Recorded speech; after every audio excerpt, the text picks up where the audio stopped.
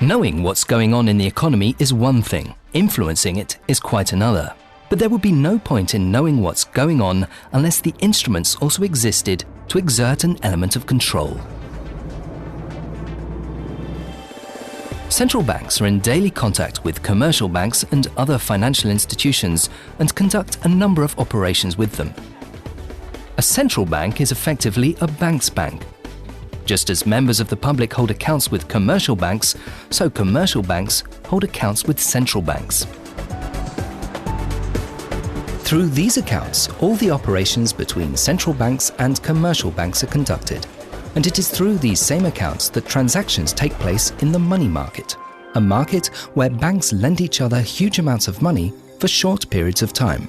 The European Central Bank, like other central banks, can influence the level of interest rates in the money market. The conditions there have a considerable impact on all other interest rates, and in turn on prices and on the whole economy through a variety of channels in a complex process known as the transmission mechanism of monetary policy. The ECB has a range of monetary policy instruments at its disposal. The most important of these are the main refinancing operations. In these operations, the ECB, through the national central banks, lends money for a week to the commercial banks, which bid for it in a weekly tender procedure. In technical terms, this is what is known as providing liquidity to the market. On these loans, the commercial banks pay interest and have to provide the euro system with a guarantee in the form of appropriate financial assets.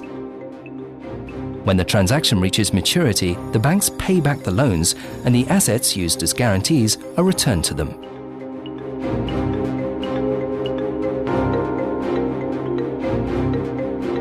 The ECB sets what's called a minimum bid rate for the main refinancing operations, meaning that it won't provide liquidity to banks at a lower rate.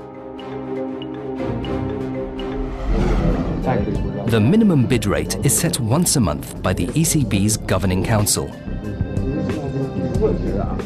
Banks need liquidity to finance their operations, so they bid for it in a weekly tendering procedure.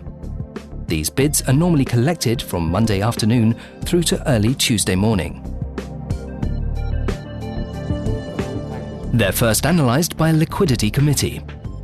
The liquidity committee submits a proposal to the executive board, which evaluates it and then sets the total amount of funds to be allocated. The banks offering the highest interest rates in return for liquidity will be served first, until the full amount has been allocated.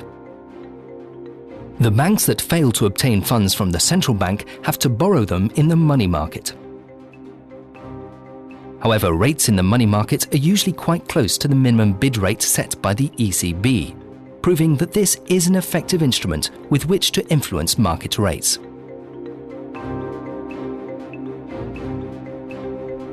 Banks can also borrow from or deposit money overnight with a Eurosystem central bank as and when they need, for any reason, without waiting for the ECB to carry out market operations.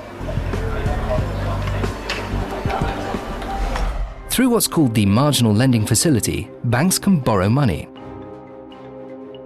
while the deposit facility permits them to deposit surplus funds. These are also called standing facilities because they're always available. The rate on the marginal lending facility is higher than the minimum bid rate, while the rate on the deposit facility is lower. These rates are set monthly by the Governing Council when the minimum bid rate for the main refinancing operations is set.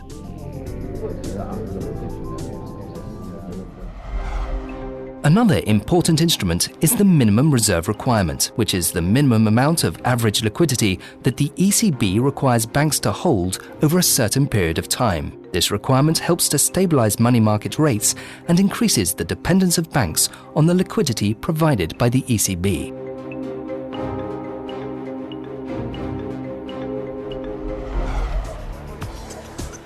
For the transmission mechanism to work, however, it's not just enough to have an appropriate set of instruments.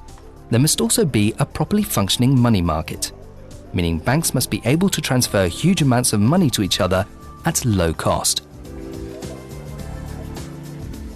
Here too, the ECB plays a major role through its involvement in Target 2, which stands for Trans-European Automated Real-Time Gross Settlement Express Transfer, an automated payment system set up to ensure the fast and smooth settlement of interbank transactions in the euro area.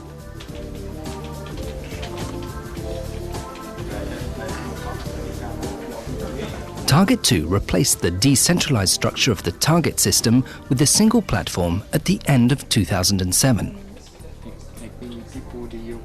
The ECB, in cooperation with the national central banks, constantly monitors the flow of payments through the system and is ready to take action should the flow ever, for any reason, be obstructed.